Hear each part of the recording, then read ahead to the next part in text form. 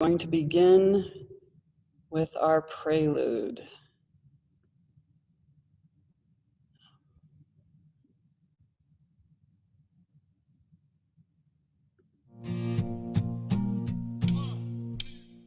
Sunday morning, I heard the preacher say,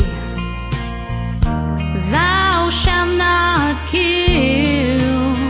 I don't wanna hear nothing else about killing, and that it's God's will. 'Cause our children are watching us.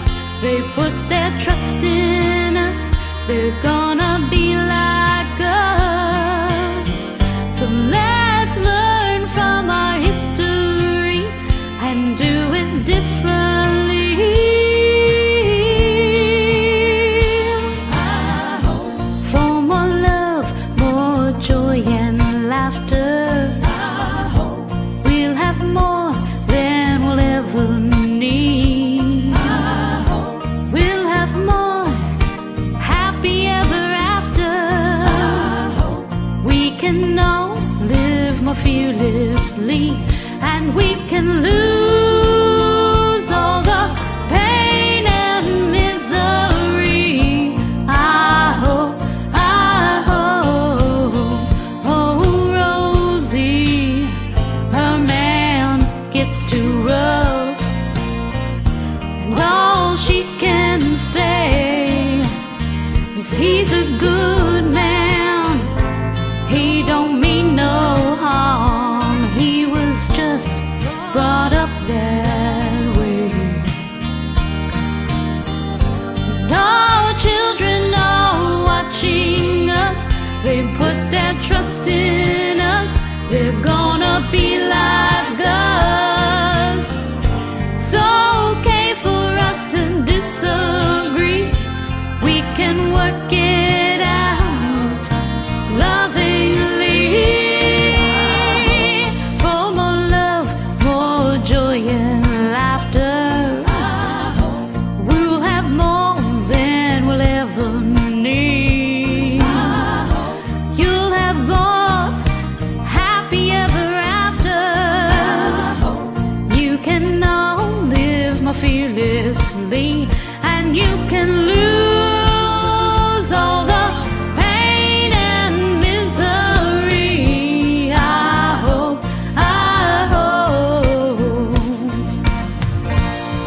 there must be a way to change what's going on. No, I don't have all the answers. For more love, more joy and laughter. We'll have more than we'll ever need. We'll have more happy ever afters. We can all live more fearlessly, and we can lose all the pain and misery. I hope,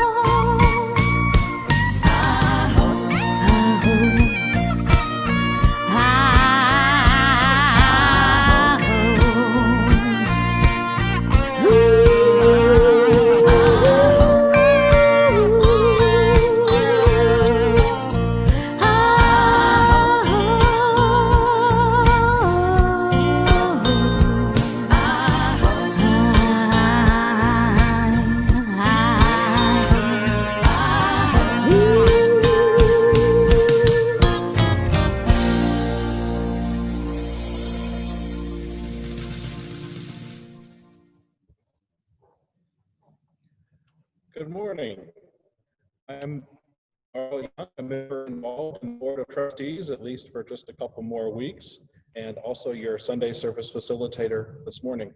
Welcome to the Carbondale Unitarian Fellowship, a member congregation of the Unitarian Universalist Association, sharing the good news of Unitarian Universalism with folks throughout the river region.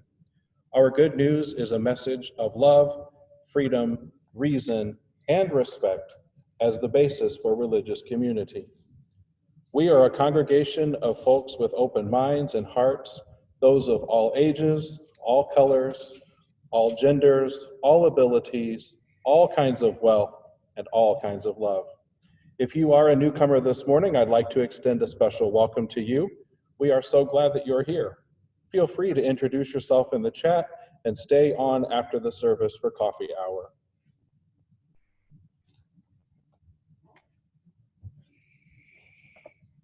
Good morning, everybody. Can't see you all, but I know that your smiling faces are there, and it's great to be with you here on this sunny summer morning. We are past midway in this month of June when we are thinking about what does it mean to be a people of compassion. And today, it's particularly looking at how can we be a people of compassion for the long haul on a rocky uphill road. We are 3 weeks into Pride Month. Friday was Juneteenth. Yesterday was the Mass Poor People's Assembly. Last night was summer solstice. Today is Father's Day, and the pandemic is still with us. How can we be compassionate to have the calm centeredness of compassion in this moment and for the long haul? That's what we're thinking about this morning. To get started, we will light our chalice, symbol of Unitarian Universalism.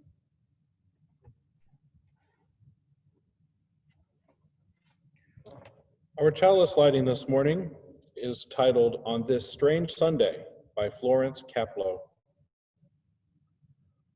On this strange Sunday, we gather together in new ways, linked to each other through the delicate tracery of electrons and through the invisible bonds of caring and love, sharing with millions the wondering and fear and uncertainty of this time.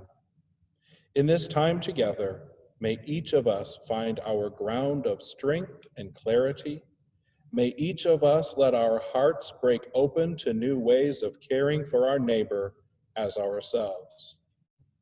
May each of us know, even if we are alone, that we are held in a great embrace of love. In this spirit we gather. Let us begin.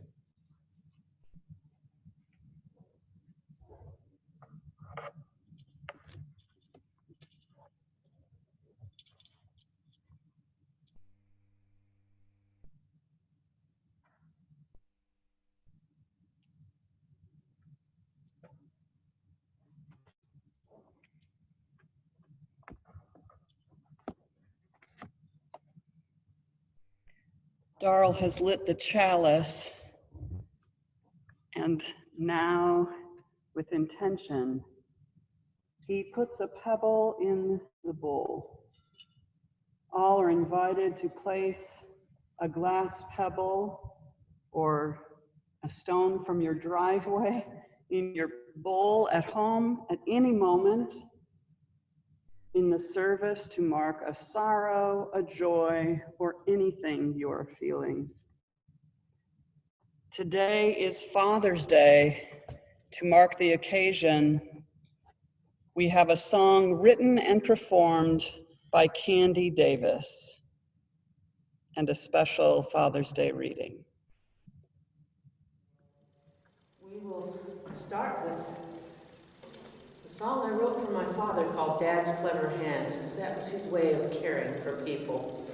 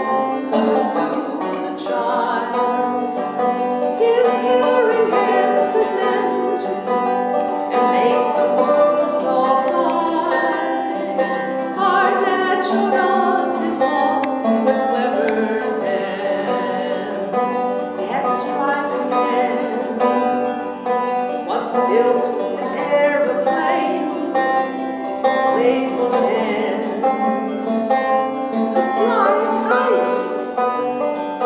Dad's garden hand was good, lead romancing around the room. He showed his love for us with clever hands. 25 years in the military, helped his widowed sister raise her family with clever hands. He put a bolt on tight, his careless hands could soothe the child. His caring hands could mend and make the world alright. Our dad showed us his love with clever hands. In my room, a small white fireplace stands, 2 matching chests built by Dad's loving hands, and deeds he did for us, some little and some grand. Dad gave to his descendants clever hands, Dad's clever hands. He put a bolt on tight, his careless hands could soothe the child. His caring hands could mend and make the world alright. Our dad showed us his love with clever hands. Yes, Dad showed us his love with clever hands.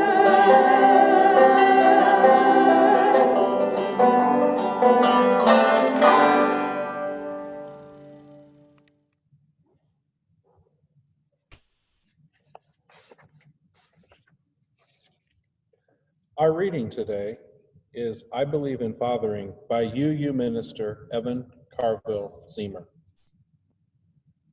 I believe in fathering. I believe in the radical idea that men have the full human capacity to nurture. Hair bows and baseballs, cooking and creativity, tools and tiaras, camping and dancing, snuggles and shrieks of delight. Too many fathers don't believe in their own fathering. Too many are scarred by their own fathers to hear their heart say otherwise. Too many have known fathers who, faced with quivering lip and tears, could only say, "Man up." Too many have known fathers who only knew yelling and hitting. Too many have known fathers who lost sight of their sacred role of protector and became tormentor. But I believe in fathering. When a human being gestates and gives birth, her brain changes permanently. A father's brain changes permanently too. Changes as he rocks his baby to sleep, delights in baby games, and soothes bumps and bruises. A father earns his new neurobiology. In a world where too many mothers hand their co-parent directions more specific than those given to the babysitter, where a father out with his kids is asked, "Are you babysitting?" and "Where's mom?" Where fathers are the punchline.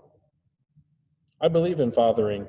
I believe in the radical idea that men have the full capacity to nurture, whether their children come through birth, adoption, or fostering, through scouts, sports, Sunday school, or your youth group.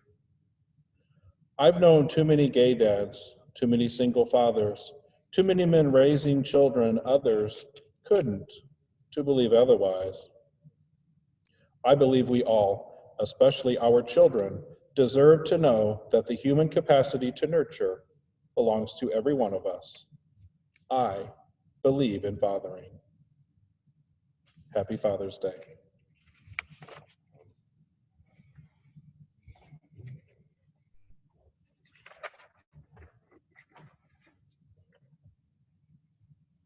And now please join with Stephanie Reese In our first hymn, Dona Nobis Pacem, those are the words, Dona Nobis Pacem.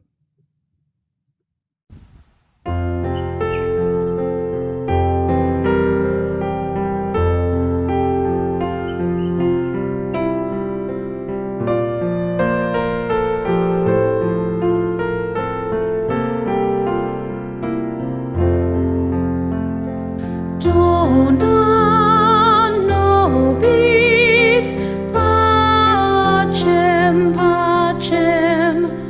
Dona nobis pacem. Dona nobis pacem. Dona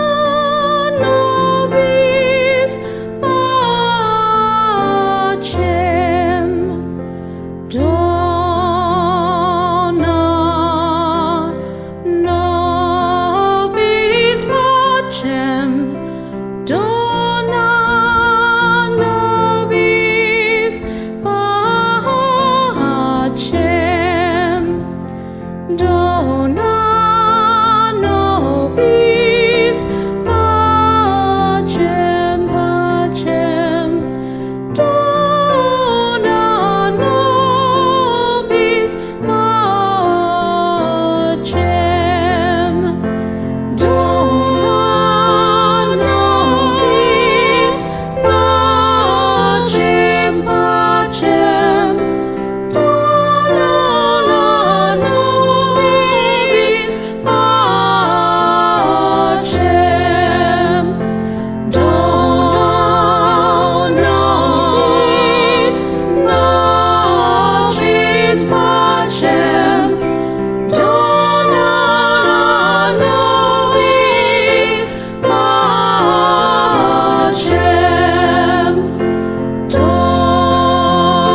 pacem. Dona nobis pacem. Dona nobis pacem. Dona nobis pacem. Dona nobis pacem. Dona nobis pacem.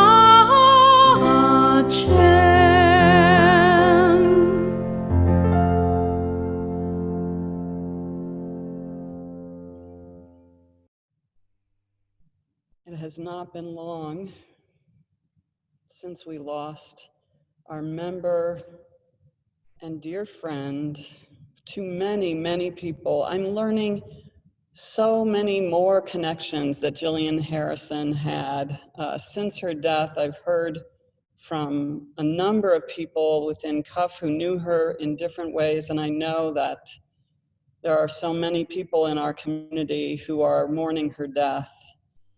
One of those people who wrote into me was Sage Banks, and she wrote a memory, a tribute to Jillian that I'll share with you all now. Hi everyone, this is Sage Banks. I'm coming to you live from my kitchen, and I've selected a backdrop up here of a photo that my father took for Journey of her favorite yellow tulip that came back year after year and just dared to be different, and that reminded me of Jillian, and so I wanted to include that. And I have also lit a candle in memory of Jillian Harrison, and I want to read to you what I wrote a week ago, and I hope I can get through this for you. 15 years ago, I took a job as a ward clerk at Memorial Hospital of Carbondale. It was there that I met Jillian Harrison. I was warned about Jillian. Jillian's a hippie, they said. I didn't know that I was a hippie at the time. I just knew that I instantly liked Jillian. And they were right. She was different. She was unapologetically authentic. Jillian always brought kindness to work with her. Her daily pursuit was to make a difference for her patients. I know it's clear that she wouldn't back down on that. even in the fast-paced, abrasive environment of the floor that we worked on. I moved on to another role after a couple of years, and I only saw Jillian in passing, such as when we came to Carbondale for the farmers market. When Journey and I began attending CUF, it was no surprise to find Jillian there. She embodied what we at CUF stand for. She was pure of heart, and she was kind in the true sense of the word. Our theme for this month is compassion, and though Jillian had to leave us, it is fitting that our memories of her warm, empathetic soul would be tied to the idea of compassion. As Jillian's memory failed her, she never lost her joy.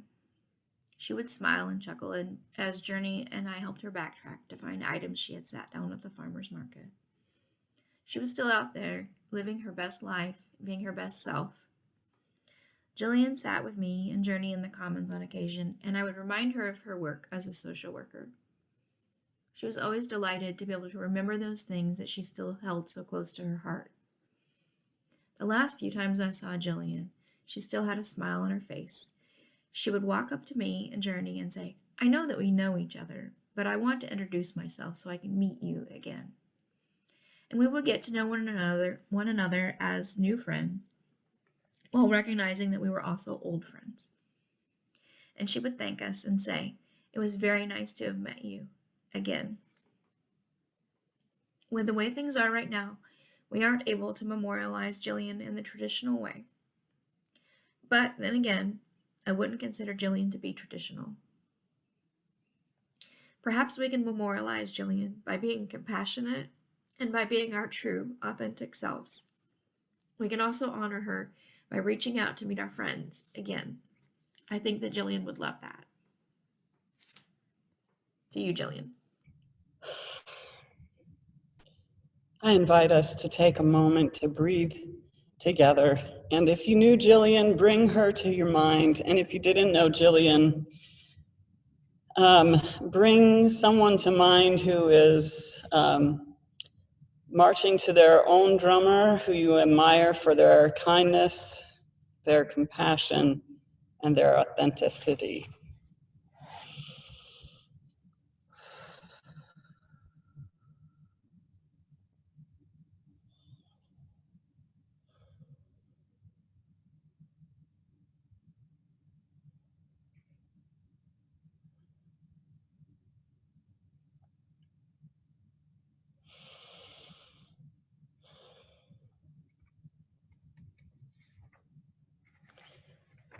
So now is that time in our sorrows and joys in fellowship. Some of us come today with heavy hearts, and we open our hearts to you. Will those of you who have a deep personal concern or sorrow, please unmute yourself, or you can share your feelings in the chat box. The chat is at the center of the bottom toolbar on your screen.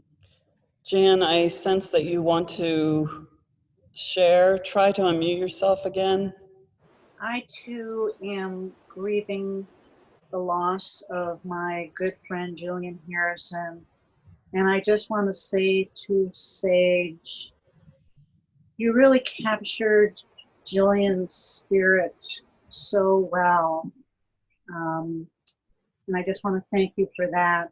And just want to say, I love you, Jillian, and I hope you are at peace. Thank you.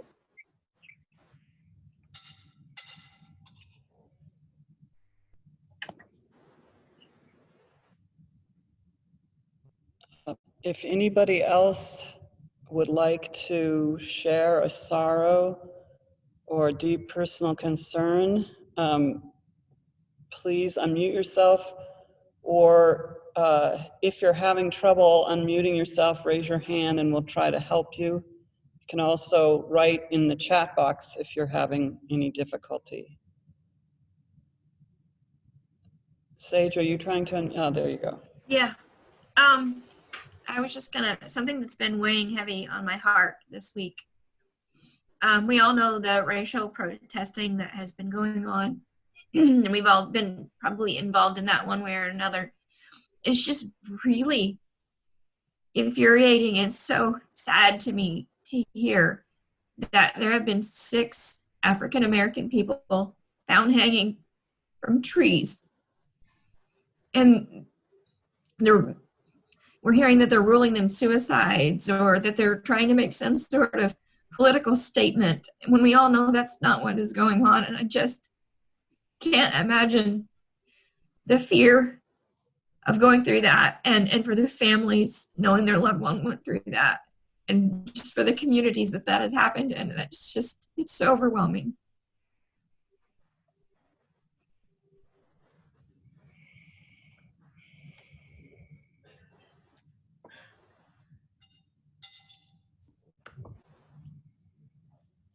We have our own loss in this, or losses, I should say, in this fellowship. And we are also witness to just horrifying loss in our communities and in our country.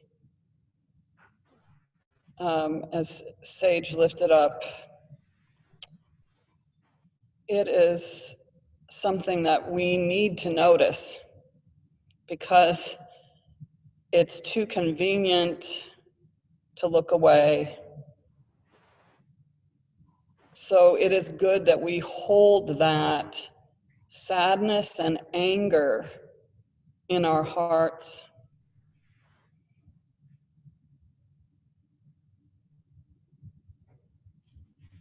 And it is also fitting and right that we can hold, along with those feelings of sadness and loss and anger, that we can also hold gratitude and joy and hope. And so I invite anyone who has a joy or gratitude or just something good that's happened to them that they would like to share in fellowship, to unmute yourself or write in the chat and we'll share it. And again, if you're having trouble unmuting yourself, please raise your hand. Joyce, go ahead. Hi. I had a good incident that happened to me this past week. I was outside saying goodbye to my daughter, who was here after picking up my grandson, and a neighbor started to walk across the street. And I said, hi. And it's somebody that I've met only really once, but, we wave, but nothing more than that. And she came over and she said, well, I volunteer with the United World, and we were giving out boxes of food, and I have a bunch of stuff that's left over. Would you be interested in having any of it? And so she very, very kindly came and shared like a bag of apples, a bag of potatoes, onions, oranges, strawberries, etc. I mean, it just went on and on. And so it was just a very kind gesture that she shared with us.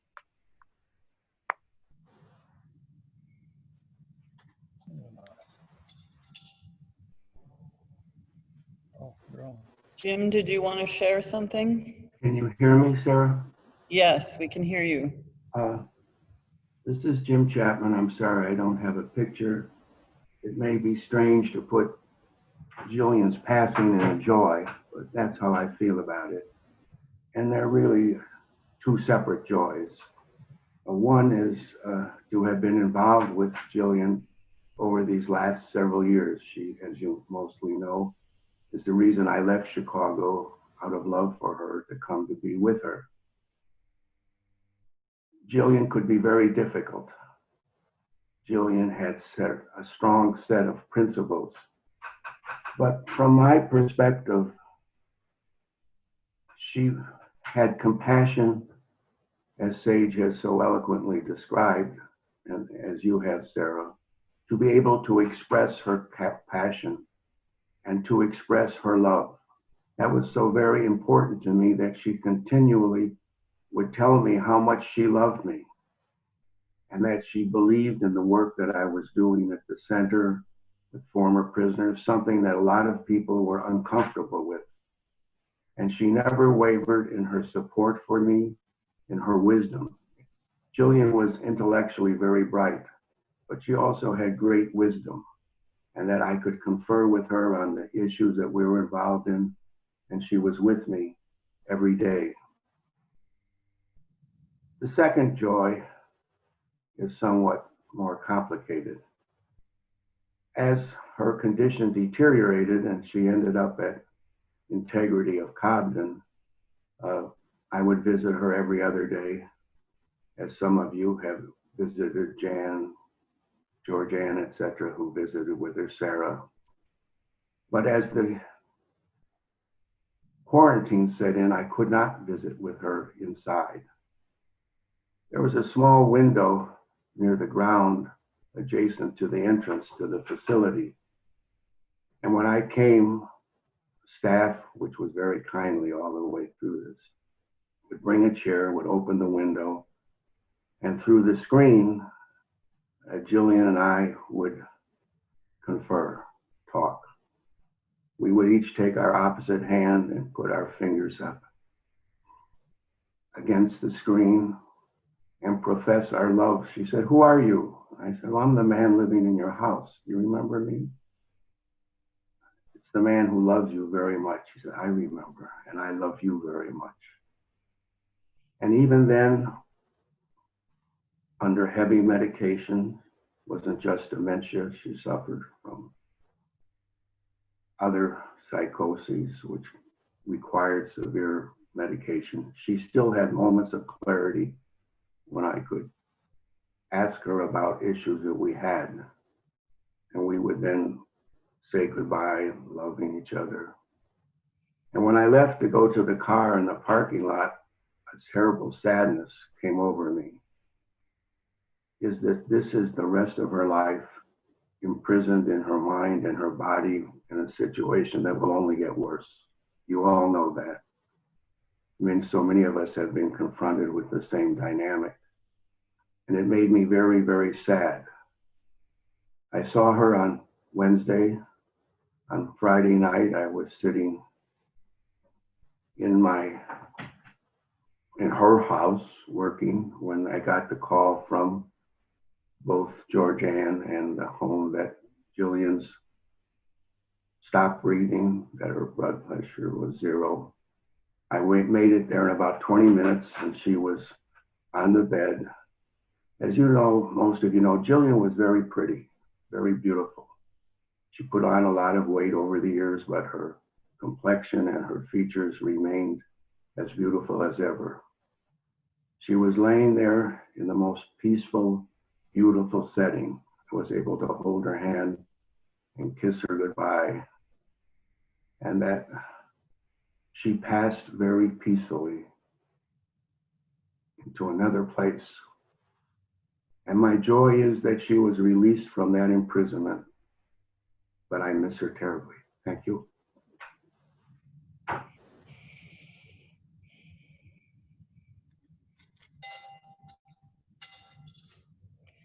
Thank you, Jim, for giving that gift to all of us who knew her.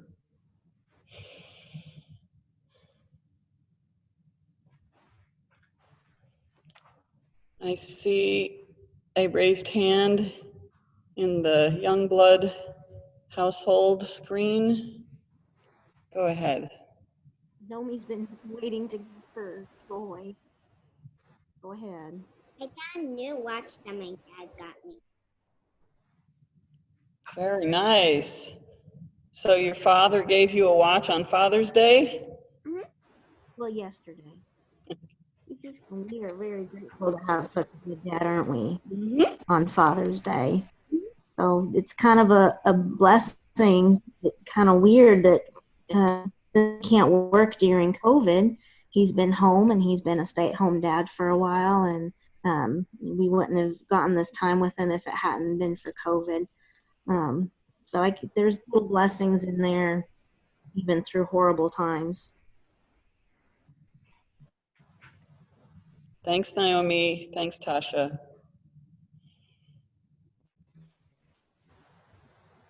Astrid, Can Richard?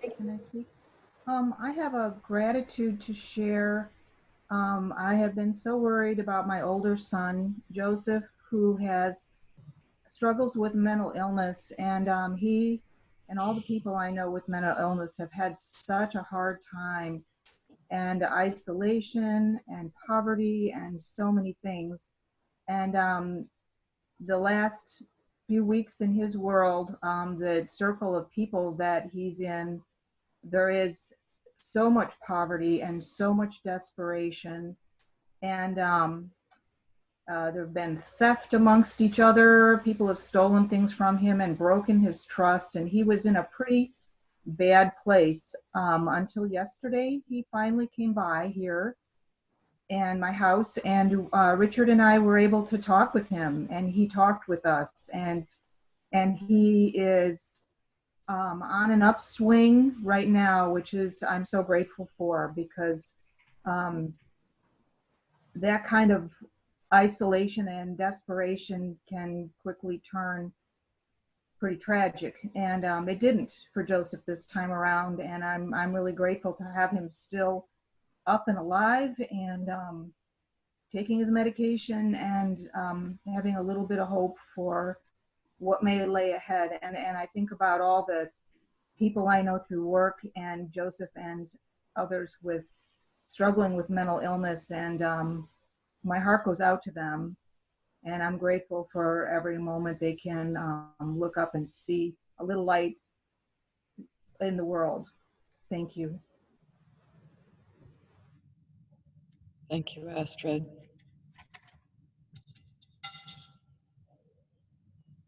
Are there any other joys or gratitudes anyone would like to share?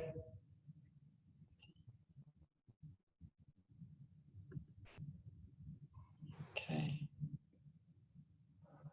Now, for all of those deep sorrows, pains, anger, for all of the joys, the gratitudes, small and large, that have been shared together in fellowship, and for all of those sorrows and joys that remain in our heart, too deep to be spoken aloud. We have lit candles, dropped pebbles, and now we'll all observe a moment of silence.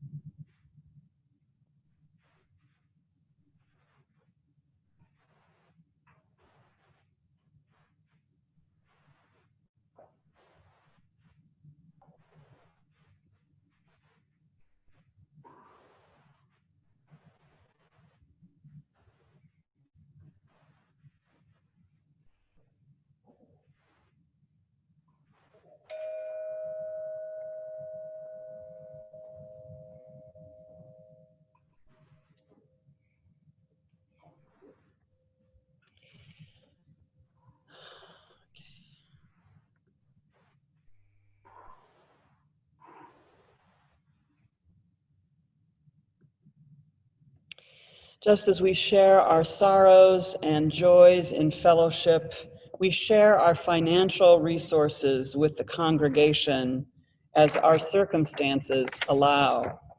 During the pandemic, some folks are experiencing hardship.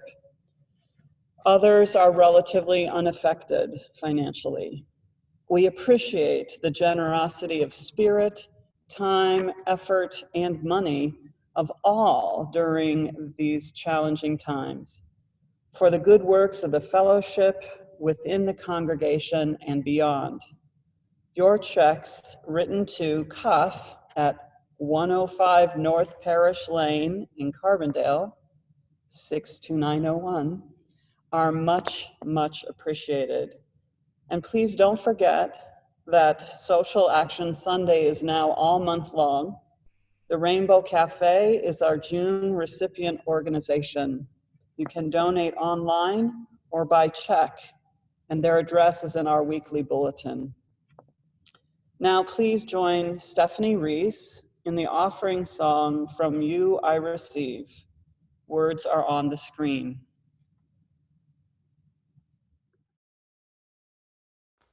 From you I receive, to you I give. Together we share, and from this I give. Together we receive, and from this I give. Together we receive, and from this I give. Together we receive, and from this I give. Together we share, and from this we live.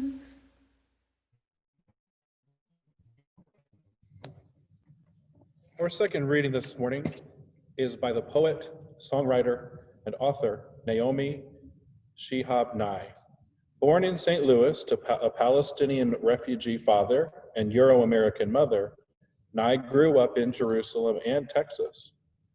Her Poetry Foundation biography says, Nye's experience of both cultural difference and different cultures has influenced much of her work.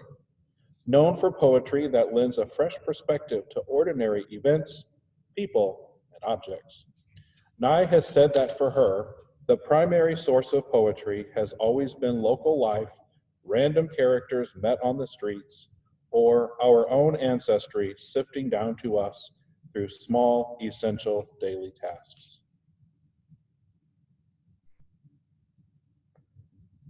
Before you know what kindness really is, you must lose things. Feel the future dissolve in a moment, like salt in a weakened broth. What you held in your hand, what you counted and carefully saved, all this must go, so you know how desolate the landscape can be. Between the regions of kindness, how can you ride and ride, thinking the bus will never stop? The passengers, eating maize and chicken, will stare out the window forever.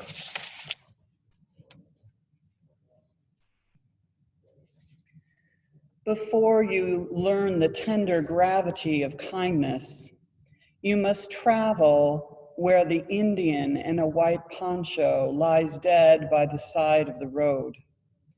You must see how this could be you, how he too was someone who journeyed through the night with plans and the simple breath that kept him alive. Before you know kindness and the deepest thing inside, you must know sorrow as the other deepest thing. You must wake up with sorrow.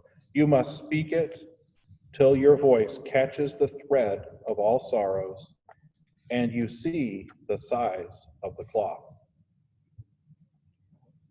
Then it is only kindness that makes sense anymore. Only kindness that ties your shoes and sends you out into the day to mail letters and purchase bread. Only kindness that raises its head from the crowd of the world to say, "It is I you have been looking for," and then goes with you everywhere like a shadow or a friend.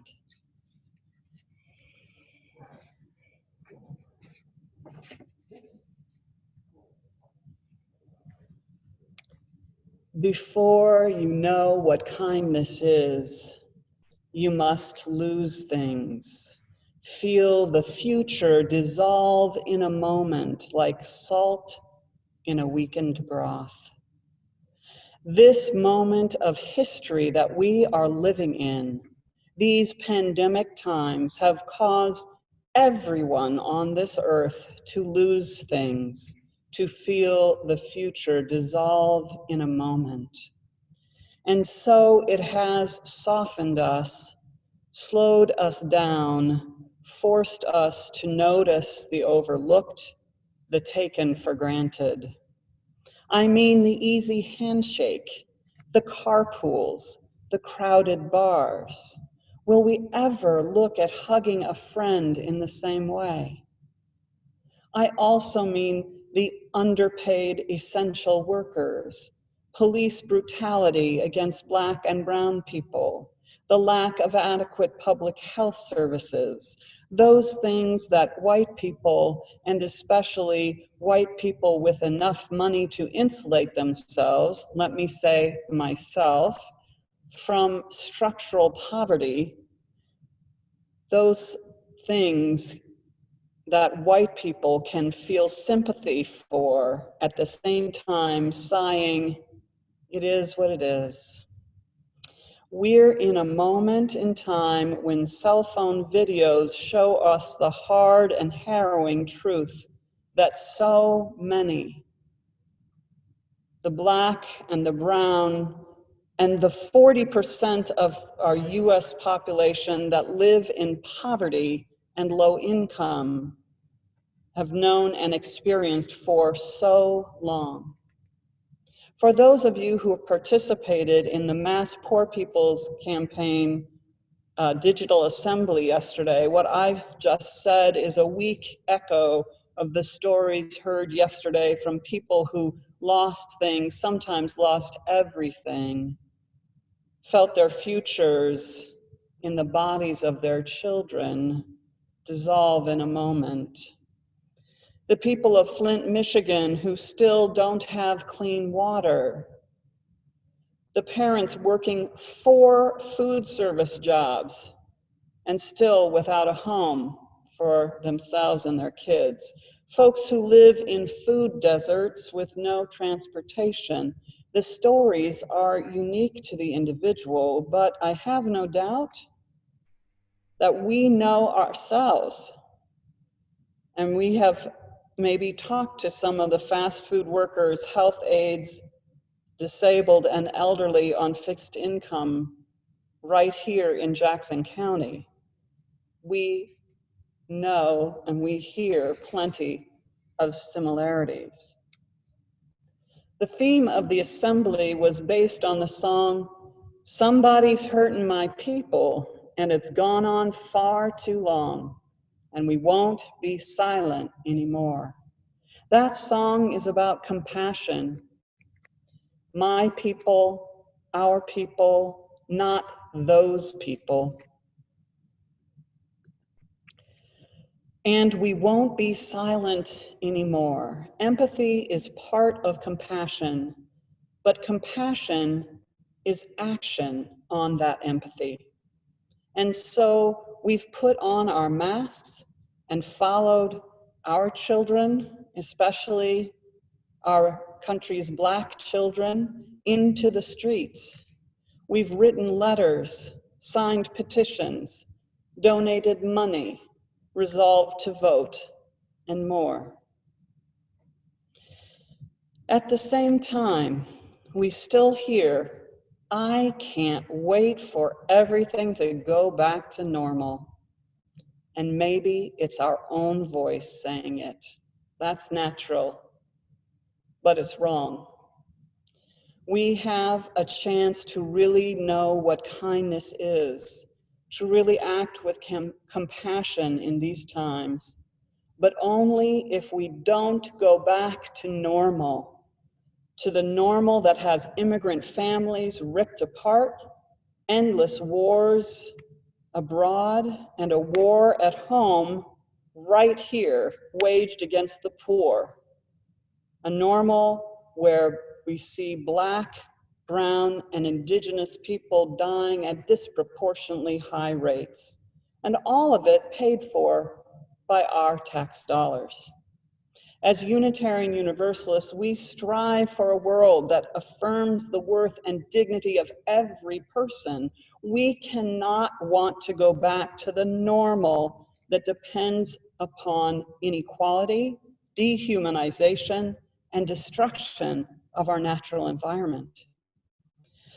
So how will we show compassion for the long haul throughout the summer past November?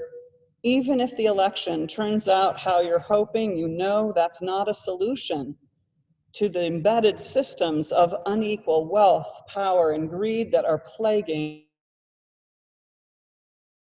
Every one of us has a different answer to that question of being compassionate for the long haul. But here are some possibilities. Do your spiritual practices regularly, and do them more during the times when you think you don't have time for them. Take care of yourself. Take care of those around you. Listen, listen, listen. Observe, notice.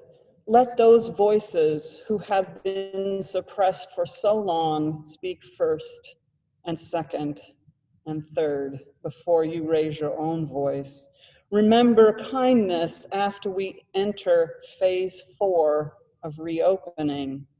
Remember what it feels like to lose things. Those of us who can resume daily routines, we need to recognize ourselves and others' continued suffering. We must see how this could be you, how he too was someone who journeyed through the night with plans and the simple breath that kept him alive. This could be me. When the protests are over and we're in phase 5, back to football games, arena concerts, and even community choruses, don't forget the losses and the sorrow. Keep kindness at your core as you join the work in local, regional, state, national, global organizations whose missions are your passion. I hope and trust that CUF is one of those organizations. It could be Vote Love movement right here at CUF. It could be the Poor People's Campaign. It could be Sierra Club. No matter what you do, just know that you are not alone. To be compassionate people for the long haul, we need to know kindness as the deepest thing inside, as the poet says, and not forget that sorrow is the other deepest thing that precedes it. This moment of history, this experience of pandemic is an opportunity for us to continue to act with compassion, to know it is only kindness that makes sense anymore.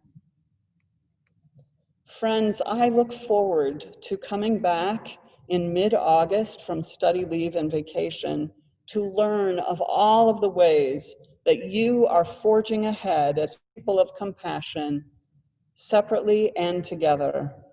I look forward to sharing my own insights from my time away from ministry, but most of all, I look forward to not going back to the way things were before the pandemic, but taking this opportunity together to make real change for a more just, equitable, and kind world.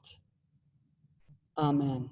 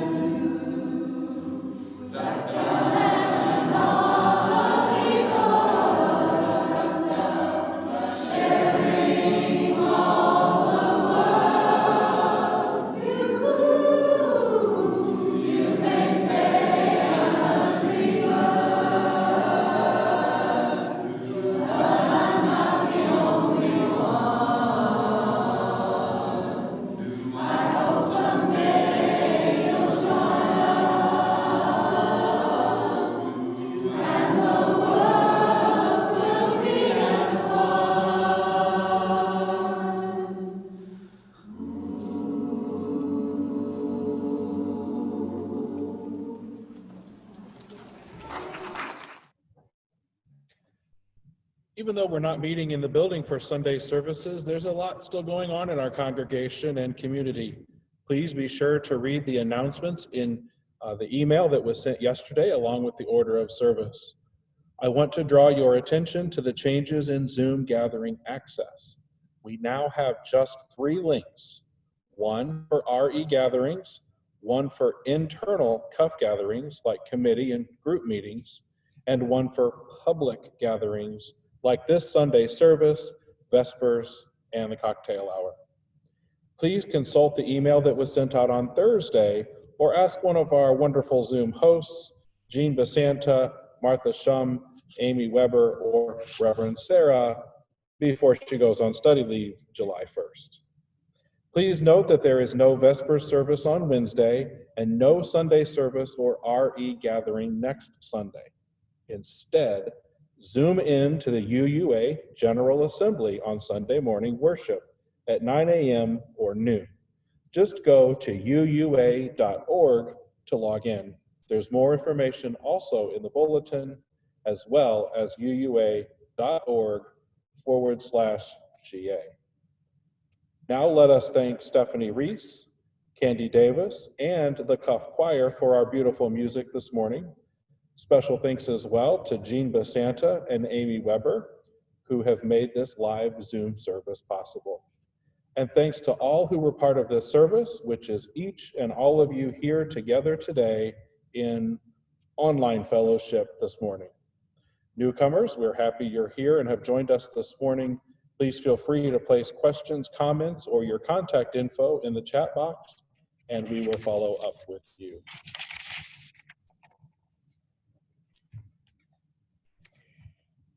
And now I invite you to hold hands if you're with someone. Darl and I are not going to hold hands because we're trying to maintain social distance here.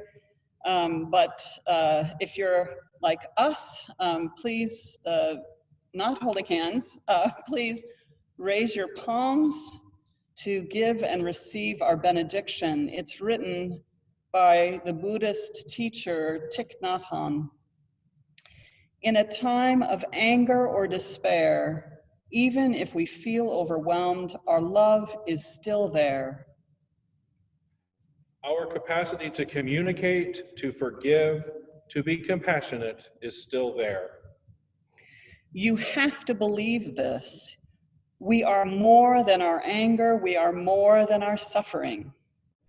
We must recognize that we do have within us the capacity to love, to understand, to be compassionate, always. Amen.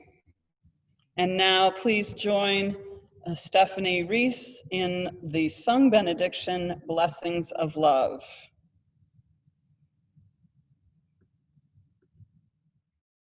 May the blessings of love rest upon you.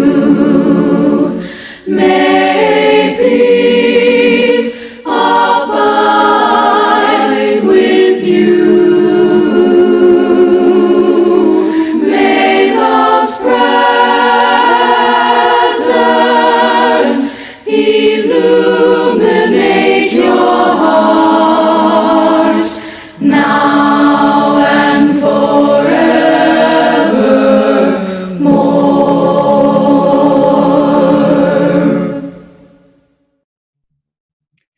Go in peace with love for justice.